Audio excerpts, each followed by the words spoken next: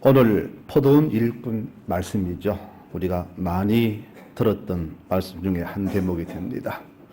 오늘 이 말씀은 핵심이 이겁니다. 은혜를 모르고 오만 방작에 살아가는 그런 사람에 대한 하나님의 섭섭한 마음이 아주 강하게 표현된 그런 한 대목이라고 그렇게 보시면 됩니다. 이 말씀의 이해를 돕기 위해서 우리는 먼저 앞장 19장에 소개되는 부자 청년과 베드로를 먼저 살펴보아야 될 것 같습니다. 19장에 두 사람 소개됐죠. 우리가 잘 아는 부자 청년입니다. 그 사람의 신앙 이력서는 아주 화려합니다. 어릴 때부터, 즉 모태 신앙인 같아요. 어릴 때부터 신앙생활을 했습니다. 그러다가 성장했는데 좋은 직장을 얻었고요. 더불어 또 많은 재산도 물려받고 모았습니다. 그러다 보니까 더불어 권력과 명예까지도 다 움켜쥔 소위 성공한 크리스찬의 한 모델이 바로 이 청년입니다. 주님, 제가 이렇게 열심히 어릴 때부터 신앙생활을 했는데 제가 아직도 무엇이 더 부족합니까? 교사도 하고요. 정부회장도 했고 또 교회 재정집사로서 저 헌금도 많이 했고요. 저는 열심히 했습니다. 또 뭐가 부족합니까? 또 할 게 뭐가 있습니까? 바로 이렇게 이 청년은 자기 이력서를 이렇게 주 앞에 자랑합니다. 오늘 이 청년처럼 많은 교인들이 그렇게 생각해요. 이 정도면 됐지 뭐. 스스로 자기를 높이고 자기를 자찬합니다. 그런데 주님 말씀이 있죠. 다 잘했다. 맞다. 인정하십니다. 그런데 정말 한 가지가 부족하구나. 너는 교회 생활은 참 열심히 했는데 이웃 사랑은 전혀 하지 않았구나. 전혀 너와 내 가족만 위했지 이웃 위해서 전혀 너는 사랑 베푼 게 없구나. 성경에는 위로는 하나님 사랑, 아래는 이웃 사랑하라 했는데 너는 하나님은 입으로 사랑했을지 모르지만은 네 삶에서 이웃 사랑은 전혀 없었구나. 그러니 이제 한 가지 부족하다. 이웃을 위해서 좀 구제를 앞으로 좀 많이 해야 되겠다. 이 한마디에 청년은 떠나가 버렸습니다. 자, 베드로 이야기입니다. 이 모습은 베드로가 한 말이 이겁니다. 주님, 우리는 저 사람과 다릅니다. 저 청년은 돈이 아까워서 떠났지만은 저희는 다 버렸습니다. 그러니 우리는 앞으로 어떤 보상을 받을 수 있을까요? 이렇게 두 사람의 모습이 이렇게 대비가 됩니다. 청년은 주님께 칭찬과 인정이라는 보상을 요구했고 베드로는 우리는 많이 버렸는데 버린 것보다 더 많은 것을 언제쯤 주시렵니까?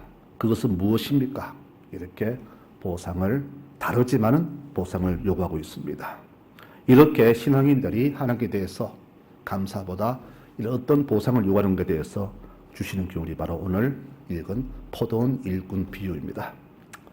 우리는 대개 이 비유를 어릴 때 얘기 들었죠. 어릴 때 부름받은 사람과 청소년기, 장년기 아니면 임종 직전에 구원받은 사람 이렇게 순서라고 그렇게 들어왔는데 틀린 말은 아니지만은 실제로 이 말씀 뜻은 그게 아닙니다. 오늘 말씀의 뜻은 은혜의 수혜자인 우리 모두는 평생을 어떻게 살아가야 할까에 대한 말씀이 바로 오늘 이 이야기의 핵심이 되겠습니다. 우리가요 받은 사랑과 은혜를 깨닫지 못하면은 오늘 이 두 사람처럼 아직도 보상을 요구하고 내가 무엇을 더 안 주십니까라는 어떤 이런 배상 요구를 하는 모습으로 살아갈 수밖에 없기 때문입니다. 이제 오늘 이야기 속으로 한번 들어가 보겠습니다. 이 포도원 이야기는 누구든지 알아듣기 쉽도록 주신 그런 하나의 예화입니다. 예화는 여러분 원 모습이 아니라 풀어서 애든 어리든 알아듣기 쉽도록 주신 말씀이기 때문에 우리 교우들 다 들으시고 현재 자신의 신앙의 현 주소를 한번 제대로 살폈으면 좋겠습니다. 포도원 주인이 일꾼이 필요해서 아침 새벽에 인력시장에 갔습니다. 그곳에는 일자리 구하려는 사람들로 넘쳐났죠. 거기에서 사람들을 데리고 일을 시켰습니다. 일당을 쳐주겠다. 가자. 또 이후에 또 가보니까 또 사람들 놀고 있어요. 왜 노느냐? 일자리 구합니다. 또 데리고 갔어요. 그래서 총 5번에 걸쳐서 이 사람들을 자기 포도밭에 넣어서 일을 시켰습니다. 사실 인력시장 그러면 여러분들 특별한 우리 어떤 사람들이 아니잖아요. 정말 특별한 기술도 없고, 그래서 할 수 없이 막 노동해야 되는 그런 사람들 모인 곳이 인력 시장이잖아요. 근데 포도원 주인은 일부러 그들을 데리러 갔습니다. 주인일 정도면 자기 밭에 아마 고정된 일꾼이 있었을 겁니다. 이들이 아니어도 포도밭은 잘 돌아갈 정도로 고용돼 있는 사람이 있는데 일부러 주인은 그들을 불러서 일을 시켰습니다. 왜 그럴까요? 일자리 없어서 굶어야 하는 그런 사람들을 위한 주인의 마음이 거기에 묻어난 겁니다. 일부러 그들을 찾아가신 이 사랑 많은 사람이 바로 주인입니다. 자, 이들 없어도요, 포도는 잘 돌아갈 겁니다. 자, 그런데 이상한 것은 주인은 하루 종일 계속해서 이 사람들을 데려옵니다. 아침에 데려서 됐지. 2시간 뒤에, 또 2시간 뒤에 늘 가서 데리고 오는데 퇴근 1시간 전까지 사람을 또 데려옵니다. 누가 봐도 이해가 안 되는 일이죠. 그런데 오늘 말씀 속에서 마지막 5시, 11시라고 했습니다. 우리가 6시간 차이 나니까 사람들이 주신 말씀이 참 가슴을 찌릅니다. 왜 너희는 놀고 있느냐? 그들이 말합니다. 일하고 싶은데요. 우리를 써주는 사람이 없네요. 오늘 이 대화 속에서 참으로 삶에 짓눌린 가슴 시린 하소연을 들어봅니다. 길었던 하루가 지나고 이제 일당 계산을 할 때가 되었습니다. 그런데 계산 방법부터 다릅니다. 본래는 아침 온 사람부터 줘야 맞는데 주인은 오히려 거꾸로 주잖아요. 맨 마지막 5시 온 사람부터 주는데 이상한 것은 더 이상합니다. 그 사람에게 시급 1시간이 아니라 12시간의 일당실, 하루치를 다 주는 겁니다. 자, 이것을 본 아침 온 사람들이 신이 났겠죠. 야, 저 사람 다 주는 거니까 우리는 더 주겠네. 그런데 그들의 계산은 예상은 빗나갔고 이들은 볼멘 소리로 불평합니다. 우리는 종일 고생했는데 어째 일당만 주고 저 사람은 1시간 했는데 다 주느냐. 이거 너무 불공평 아닙니까? 이렇게 주인에게 따지는 모습이 오늘 모습이 됩니다. 여러분, 만일 우리가 아침 7시에 와서 종일 일한 사람이라면 이 모습 보면서 어떤 마음을 가졌을까요? 참 주인 너무하네. 사람 차별하나? 저 사람은 친척인가? 왜 저 사람은 1시간 했는데 하루 일당 다 쳐주는가? 우리는 뭐냐? 아마 이런 마음을 가지지 않을까요? 아마 저라도 이런 마음을 가졌을지 모르겠습니다. 이것이 우리 모든 사람의 공통된 생각입니다. 오늘 이 비유는요, 바로 딴 게 아닙니다. 우리 믿는 자들, 즉 하나님의 은혜를 받은 자들이나 은혜를 받고도 모르는 믿지 않는 자들에게 주시는 이 사고가 똑같다는 것을 우리에게 지적하면서 중요한 교훈을 주십니다. 바로 은혜를 모르는, 사랑을 모르는 무지함을 책망하는 그런 교훈의 말씀이 오늘 이 말씀이 됩니다. 이렇게 말하죠. 내가 너희한테 잘못한 게 있느냐? 내가 약속할 때 일당 약속했지 않느냐? 시급해서 12시에 쳐주지 않느냐? 그런데 마지막 사람에게 내가 다 준 것은 내 마음이지. 내 것으로 내가 주는데 왜 불평하느냐? 내가 너희가 뺏어서 줬느냐? 그게 아니지 않느냐? 내 것으로 내 마음대로 주고 내가 더 사랑하는데 이것이 너희에게 무슨 불평거리가 되느냐? 참 웃음 얘기지만 여러분, 마을회관에 가면은 우리 주로 어르신들 계시잖아요. 커피를 사서 이래 드리면은 커피가 얼마고 다 돈이 납니다. 왜 그 많이 드시냐 물었더니 이 할머니 먹으면은 내가 안 먹으면 손해보는 것 같대요. 그래서 이분이 2개 먹으면 나 2개 먹어야 돼. 이분은 또 2개 더 먹어야 돼. 내가 안 먹으면 손해보는 것 같대요. 그런 심보가 우리 모든 공통된 심보라는 것이죠. 남이 잘 되고 부해지면은 그걸 못 견디는 게 사람의 심보입니다. 오늘 이 사람들의 불평이 바로 그런 불평이었어요. 다시 부자 청년 돌아가 볼까요?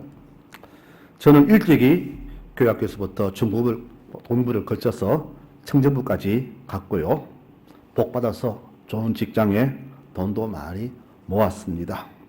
교회에서 중직까지 맡았습니다. 누가 봐도 저를 칭찬합니다. 이 정도면은 아마 더 이상 할 게 없겠죠. 뭐가 부족합니까? 바로 이것이 청년의 모습이었습니다. 더 이상 주 앞에서 신앙에 살 게 없다라고 그렇게 여겼습니다. 이만큼 했으니까 이제 잘했다라고 인정만 해 주십시오. 이런 인정의 보상을 요구한 것이죠. 그런데 이 청년이 무엇을 잊고 있었나? 이 하나님의 은혜를 당연하게 여기고 자신의 신앙에서 보상을 요구하고 있다는 사실이 그들이 잊고 있었던 것이죠. 베드로는 더했습니다. 주님, 우리는 죄와 다릅니다. 죄는 은혜를 모르고 보상 요구했지만은 저희는 다 버렸잖아요. 저 청년은 움켜쥐었잖아요. 안 베풀었잖아요. 우리는 다 버렸습니다. 다릅니다. 그럼 우리에게 어떤 보상이 주어질까요? 여러분, 이 두 사람의 이 심리가 우리 모두의 심리가 아닐까요? 신앙의 목적이 바로 이런 보상을 염두에 둔 교인들 얼마나 많은지요. 나는 아니라고 해도 좋습니다, 여러분. 아니면 좋겠어요. 나는 정말로 은혜에 감사하면서 은혜에 갚도록 그렇게 애쓰고 있다라고 생각하면 좋은데 여러분, 그게 아니잖아요. 나도 모르게 누군가를 보면서 비교하면서 나는 너보다 나은 게 많다. 주님, 저를 복 주셔야죠. 이렇게 열심히 하는데 이런 어떤 보상심리가 우리 속에 가득 차고 있다는 것이죠. 이 모습이 어찌 우리 교회뿐일까요? 한국교회 소위 나름 예수 잘 믿는 사람들의 공통된 모습이 바로 이런 모습이 아닌가. 저는 그것을 오늘 말씀 속에서 발견합니다. 여러분, 그동안 청년이 믿은 하나님은 사랑과 자비와 은혜의 하나님이 아니었고 자기가 예수만큼 보상해 주시는 그런 하나님이었죠. 이 가짜 하나님을 우리는 버려야 됩니다. 내가 열심히 하면은 복 주시는 하나님, 내가 요구하면 듣고 응답하시는 하나님, 이런 하나님으로 내 신앙의 목적을 맞춰버릴 때 우리는 결코 내 신앙은 자라나지 못할 겁니다. 이 하나님은 가짜 하나님이에요. 내가 수고하고 애쓸 때 그분 주시는 복을 주시면 기꺼이 받고 아픔과 고통을 주었냐 그것도 감사하게 받는 것이 우리의 자세가 되어야 되는데 우리는 아니잖아요. 여러분, 왜 이렇게 하십니까? 왜 내게 아픔을 주십니까? 우리는 이렇게 죽게 어떤 항변이 더 많잖아요. 이것이 바로 어느 순간부터 우리 신앙 속에 물이 박혀버렸어요. 그러다 보니까 육신적으로 잘 되고 외적으로 풍성해지면은 축복받은 사람, 그렇지 않으면은 받지 못한 사람, 이렇게 우리는 어느 순간 둘로 나뉘어 버렸잖아요. 오늘 주님께서 이것을 깨우쳐 주시려고 포도원 비유를 주셨습니다. 여러분, 그 마음씨 좋은 주인은 하나님입니다. 포도원은 천국을 말하며 일꾼들은 바로 우리들을 말합니다. 우리는 아침 인력시장에 있는 사람들이에요. 세상 누구도 우리를 불러주지 않았습니다. 자기 회사 오라고 부르지 않았습니다. 우리는 갈 곳 없는, 일할 데 없는 그런 외톨이 인생들입니다. 그런데 하나님은 무능한 우리들을 다 불러주셔서 오후 늦게까지 다 부르셔서 일하도록 그렇게 도우셨습니다. 은혜 받을 자격이 없음에도 불구하고 구원이라는 은혜를 그저 우리에게 베풀어 주셨죠. 그냥 살다가 죽어도 마땅한 우리들을 주께서는 아들까지 희생시키면서 당신의 모든 것을 다 희생시키면서까지 우리들을 부르신 분이 바로 이 포도원 하나님이십니다. 여러분, 이것을 우리는 알아야 됩니다. 그럼 우리는 어떻게 됩니까? 이 은혜를 알아야죠. 나같이 이렇게 쓸모없는 사람을, 기술도 없고 갈데 없는 사람을 불러주셨네. 얼마나 감사합니까? 이것을 알아야 되는데 우리는 아니잖아요. 왜 저 사람은 더 많이 주고 나는 적게 줍니까? 적게가 아니잖아요. 부르신 대로 주신 거잖아요. 왜 저 사람은 많이 은혜 주십니까? 많이 필요하니까 많은 거예요. 여러분, 자녀가 있습니다. 한 자녀는 똑똑하고 공부도 잘하고 건강합니다. 근데 한 자녀는 그 반대예요. 엄마 사랑이 어디에 더 쏠립니까? 후자잖아요. 후자에게 사랑을 더 많이 쏟는 것이 공평한 사랑이잖아요. 그런데 우리는 그렇게 생각하지 않죠. 왜 엄마는 나를 차별해? 왜 동생에게 더 많이 사랑 줘? 우리의 어릴 때 모습이 그랬잖아요. 지금 바로 요 일꾼들의 모습이 바로 그런 모습이 맞잖아요. 모두가 이렇게 우리는 마음 먹고 살아가고 있습니다. 그러니 감사가 있을 리가 없죠. 늘 불평입니다. 오늘 주를 떠난 청년, 또 더 보상을 요구한 이 베드로 같은 모습이 바로 우리 모습이죠. 하나님, 왜 내게 이런 큰 병을 주십니까? 우리 가정은 왜 이리 가난한가요? 바로 이 뻔뻔한 모습이 우리 신앙의 현 주소라고 우리는 보아도 무방합니다. 아침 일찍 불림 받은 사람들은 그나마 몸은 고달팠지만 마음은 정말로 편했을 겁니다. 아, 오늘 하루치를 벌었구나. 저녁에 쌀을 사서 저녁 식사할 수 있겠네. 얼마나 마음 편했을까요? 그런데 2시간, 3시간 간격으로 선제받은 사람들, 그 시간만큼이나 얼마나 가슴을 졸였을까요? 특히 맨 마지막 부름받은 그들은 하루 종일 너무너무 힘들었을 겁니다. 어떡하나? 저녁 우리 가족 떼거리는 어떡하나? 우리 아이 등록금 어떡하나? 학우면 어떡하나? 아마 종일 괴로움 속에 머무르쳤을 겁니다. 이 마지막 사람이 일찍 불려지 못한 것은 그래도 그 중에서도 더 못했기 때문에 못 불려간 것이거든요. 즉 아무 소용없는 사람이라는 것을 오늘 나타냅니다. 그런데 일찍 온 자가 어떻게 되었나요? 어째 우리를 저 사람과 비교합니까? 여러분, 우리 똑같은 죄인, 똑같은 은혜 받은 사람이잖아요. 그러면은 내가 주인에 의해서 제 용서를 받았고 은혜를 받았으면은 모두가 똑같은 그런 함부로 생각이 드는데 나는 저와 다릅니다. 기도하던 바리새인이 뭐라 했습니까? 주님, 저는 저 세리와 다릅니다. 이게 현재 우리의 모습이라는 겁니다. 은혜에 대한 감사가 사라진 세상에 배은망덕한 모습은 차고 넘칩니다. 오늘 말씀의 핵심 포인트는 바로 이겁니다. 우리는 모두 다 하나님의 은혜를 입은 자들이라는 것은 사실입니다. 여러분, 우리는 은혜를 받은 사람들이에요. 우리 모두가 인력시장에서 주인의 부름을 초조하게 기다렸던 그런 사람들이에요. 주인이 못 보고 지나갔다면 하루 종일 우리는 굶으면서 고비했을 사람들입니다. 그런데 그분께서 우리를 보시고 부르셨잖아요. 여러분, 이것은 은혜라 하는데 은혜는 절대로 당연한 게 아닙니다. 뭐 당연히 그러죠. 우리 삶에서 늘 이 말 자주 써요. 그 당연한 거 아니냐? 그 말을 여기 쓰는 게 아니에요, 여러분. 은혜는 정말로 은혜입니다. 내가 받을 자격 없는데 나에게 베푸신 이 구원의 은혜, 부르심의 은혜, 이것을 바로 우리는 은혜라고 불러대는 겁니다. 여러분, 내가 자격이 있다면 은혜가 아니겠죠. 자격도 없는데 나를 부르신 것, 이것이 바로 은혜인데 우리는 바로 이 은혜를 망각하고 나는 너보다 이 안에서 우리끼리 아웅다웅 이렇게 하고 있다는 사실, 주인 보시기에 얼마나 참 화가 났을까요?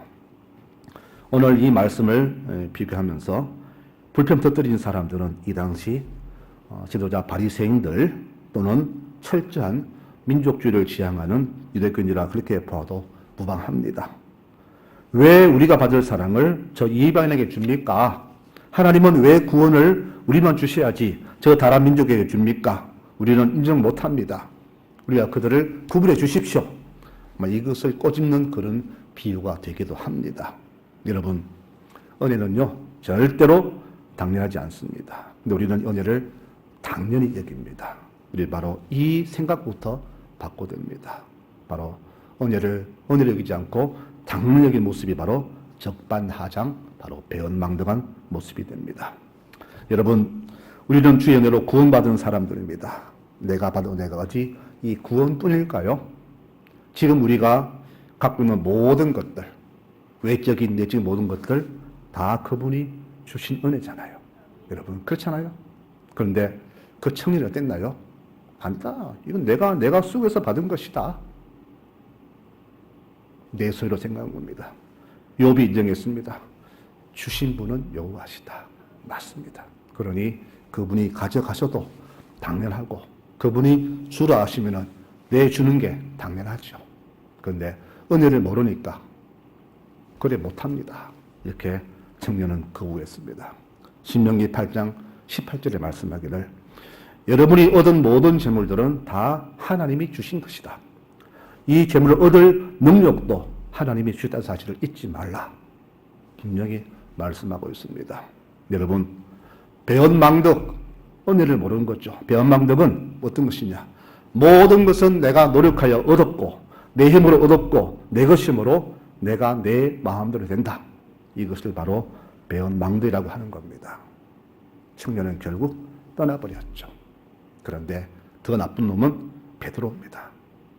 이 안에서 더 배은망덕한 모습을 보이고 있죠. 우리는 다 버렸는데 왜? 우리는 무엇을 얻을 수 있을까요? 더 나쁜 사람이 베드로입니다. 이런 베드로 같은 교인이 교회 안에 수두룩하다는 사실에 하나님도 아마 많이 힘드실 겁니다. 여러분, 아침 일찍 모인 일꾼들 바로 우리의 모습입니다. 여러분, 우리는 은혜를 받은 사람입니다. 그러므로 나를 부르심에, 나를 세우심에 그저 우리는 드릴 것은 감사드림을 절대 잊지 마시기를 바랍니다. 모두가 다 수혜자인데 왜 우리는 더 약자들에서 은혜를 베푸지 않는가요? 나도 약합니다. 너도 약합니다. 그러므로 같이 살아가되 좀 더 나은 사람은 더 못한 사람에게 더 은혜를 베풀 수 있잖아요. 그렇지 않습니까? 나는 아침 일찍 와서 종일 몸은 힘들었지만은 내 마음은 너무 편하다. 그런데 당신은 얼마나 힘들었을까? 하루 종일 고생했지? 마음 힘들었지? 왜 그런 위로 못하고 왜 우리가 똑같이 저 인간을 어떻게 똑같이 쳐줍니까? 이게 우리의 모습인데 은혜를 아는 사람은 절대 그렇게 해서는 안 됩니다. 여러분, 이것을 모르니 오늘 주시는 경고가 그겁니다. 내 것을 내 마음대로 하는데 네가 무슨 상관이냐? 네거나 가지고 가라. 여러분, 이건 이렇게 성경 말하지만은 하나님의 무서운 분노와 책망의 말씀입니다. 이 분노는 은혜를 망각한 우리들에게 주시는 하나님의 무서운 경고이기도 합니다. 우리는 은혜를 이렇게 갚으면 안 됩니다. 참 신앙인은요, 교리를 정확히 알고 도덕적으로 완벽하고 흠이 없는 그런 사람이 아닙니다. 비록 겉모습은 죄짓고 참으로 날마다 넘어지지만은 무엇보다 하나님을 사랑하고 이웃을 사랑하는 사람이 바로 참 신앙인이에요. 우리는 자꾸 흠이 없는 문서적인 모습, 그런 모습을 가지고 완벽하다 그러는데 아닙니다. 신앙인은 그렇지 못해도 바로 정말로 내 힘을 다해서 하나님과 이웃을 친히 사랑하는 그런 사람이 참 신앙인이에요. 바로 사마리아 사람처럼 말입니다. 제사장, 레위인, 그들은 완벽하잖아요. 그러나 그들에게는 이웃 사랑이 없었으나 사마리아 사람은 그렇지 못했지만 생명을 귀히 여기고 불쌍히 여길 줄 아는 그런 사람. 주께서 말하기를 이런 사람이 내 이웃이다라고 그렇게 말씀합니다. 여러분, 은혜를 아는 사람은요, 훈계와 지적에 겸손한 태도를 보이지만은 은혜를 모르는 사람은 분노합니다. 청년이 어땠습니까? 그는 주님 말씀에 성경 보니까 심히 근심했다 그랬습니다. 이 말은 극한 분노입니다. 무슨 말이냐? 내가 왜 이런 대접 받아야 됩니까? 내가 왜 인정받아도 시험차는데 이런 소리 들어도 됩니까? 이런 사람들이 교회에 난무합니다. 내가 지금까지 예수 믿어왔는데 3대, 4대째 우리 교인이 믿는, 우리 집이 믿는 집안인데 내가 시험차 한 지가 없는데 내 나이가 얼만데 아직도 그 소리 들어야 되느냐? 이런 적반하장의 교인이 교회에 얼마나 많은지 모르겠습니다. 결국 청년은 떠났죠. 자, 말씀을 맺겠습니다. 우리가 진정으로 은혜를 안다면은 이런 태도를 가져야 되겠죠. 와, 우리 주인이 참 좋으신 분이네. 어떻게 저렇게 할 수 있나? 참 대단한 분이다. 나도 저번처럼 저런 큰 마음 가져야지. 이것이 바로 은혜를 아는 사람의 모습이 아니겠습니까? 여러분, 오늘 이 포도원 비유는 바로 이런 깨달음을 우리에게 주십니다. 우리 그동안 은혜를 잊고 살았습니다. 말로는 은혜, 은혜 외쳤지만은 실제로 내 마음속에 은혜에 대한 감사는 없었습니다. 그러니 늘 불평이었죠. 여러분, 이 불평도요, 삶의 습관됩니다.